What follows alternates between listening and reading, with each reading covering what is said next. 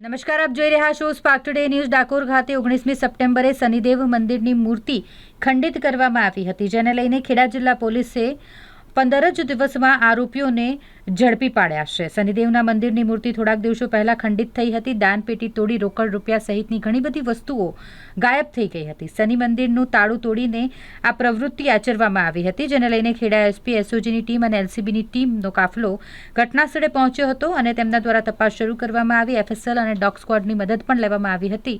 Dakor police station ખાતે આ અંગે ગુનો દાખલ થયો હતો. ત્યારે નડિયાદ ખાતે જિલ્લા પોલીસ અધિક્ષકની કચેરીએ પ્રેસ કોન્ફરન્સ યોજવામાં આવી અને જેમાં જણાવવામાં આવ્યું છે કે આરોપીઓને ઝડપી પાડવામાં આવ્યા છે. સર, જે શનિદેવની મૂર્તિ ખંડિત કરવાનો આ મામલો હતો, ત્યારે આ સમગ્ર ઘટનાને લઈને પોલીસ દ્વારા અત્યાર સુધી કેવા પ્રકારની કાર્યવાહી? ગઈ તારીખ 18/9ના રોજ ડાકોર પોલીસને માહિતી મળેલી કે જે ડાકોર થી નડિયાદ આવતો રસ્તો છે, જ્યાં શનિદેવનું મંદિર છે, એ શનિદેવની મૂર્તિ ખંડિત કરેલી છે અને મંદિરની અંદર ચોરી થયેલી છે અને નુકસાન થયેલું છે.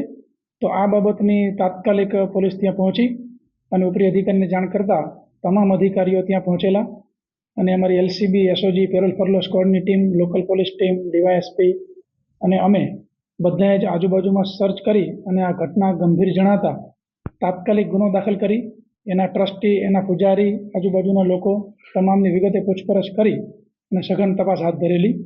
આ મુદ્દો ખૂબ જ ગંભીર હતો, કારણ કે મંદિરની અંદર તોડફોડ હતી અને મૂર્તિ છે એ ખંડિત કરવામાં આવેલી હતી અને ત્યાં જે પવિત્ર પીપળાના વૃક્ષ હોય એ પણ કાપી નાખવામાં આવેલા હતા. એટલે આ બાબતની ફરિયાદ નોંધી અને અલગ અલગ 10 જેટલી ટીમ બનાવેલી અને એ તમામ team technical intelligence, human intelligence, તમામ પ્રકારની માહિતી ગેધર કરી અને ખૂબ જ સરસ રીતે એનાલિસિસ કરી રહ્યા હતા. આટલા દિવસ સુધી ડિટેક્શનની અંદર પ્રાયોરિટીમાં અમારો આ મુદ્દો હતો, કારણ કે લોકોની લાગણી સાથે સંકળાયેલી બાબત હતી.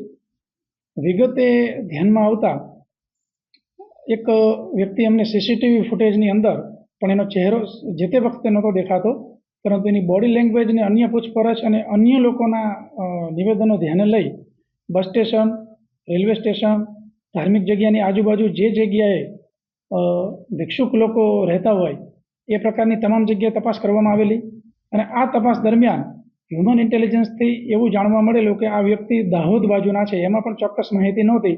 એટલે દાહોદ જિલ્લામાં પણ અલગ અલગ ટીમ બનાવી, લોકલ પોલીસનો ત્યાંની સંપર્ક લઈ ત્યાંના જે ગામના આગેવાનો હોય તમામને આ ફોટા મોકલવામાં આવેલા.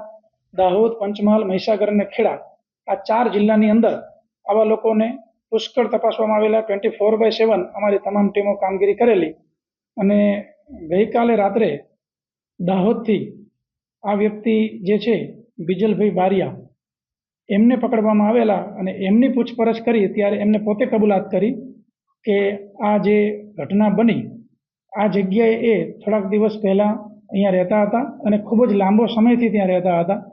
પરંતુ આ ઘટના બન્યાના થોડાક દિવસ પહેલાં જ્યારે એમને પૂજારી અને ટ્રસ્ટી સાથે કંઈક સમસ્યા સર્જાતા જે પૂજારી છે એમણે ત્યાં એમને આવવાની ના પાડેલી, એટલે એ બાબતે એમને મનદુખ થયેલું. આ મનદુખ બાબતમાં પણ એમને ઇન્ટ્રોગેશન કરતાં એમને એવું જણાવેલ છે કે તે મંદિરમાં રૂમ, બીજી એ સિવાયની મંદિર પરિસર જે છે એની સાફ સફાઈનું કામ પોતે કરતા હતા એવું આરોપીનું કહેવું છે. અને સાફ સફાઈની બદલીમાં જે મહેનતાણું આપવું જોઈએ એ મહેનતાણું એમને મળતું નહોતું, એટલા માટે એમના મનમાં ગુસ્સો હતો. અને જ્યારે આ ઘટના બની 18/9 રાત્રે જ્યારે કોઈ નહોતું, એ બાબત બિલકુલ ખોટી છે. લોકોની ખોટી શંકાઓ હતી અને એ પ્રકારના ગેરવ્યાજબી નિવેદન જે થતા હતા એ બિલકુલ ખોટી વાત છે. કારણ કે આ વ્યક્તિ જે પકડ્યા છે એ બીજલભાઈ બારિયા, મૂળ દેવગઢ બારિયા, દાહોદ જિલ્લાના છે અને એ પોતે આ મંદિર પરિસરની અંદર જ ઘણો સમય રહ્યા હતા. હાલ એમનું જે ડિટેલ ઇન્ટ્રોગેશન કર્યું છે એની મુજબ એ જ જાણવા મળે છે. અને એમને એમનું મહેનતાણું નહીં આપતા પોતે મનમાં રીસ રાખી, ગુસ્સો રાખી અને આ ઘટનાને અંજામ આપ્યો છે. જે કંઈ ઘટનાને અંજામ આપ્યો છે બિલકુલ દુઃખદ છે. લોકોની ધાર્મિક લાગણી દુભાઈ એ પ્રકારનો છે. એટલા માટે આરોપીની વિરુદ્ધમાં વ્યવસ્થિત રીતે પુરાવા એકઠા કરી નામદાર કોર્ટમાં ચાર્જશીટ કરવામાં આવશે અને આરોપીને સજા થાય એ પ્રકારના પૂરતા પ્રયત્નો કરવામાં આવશે.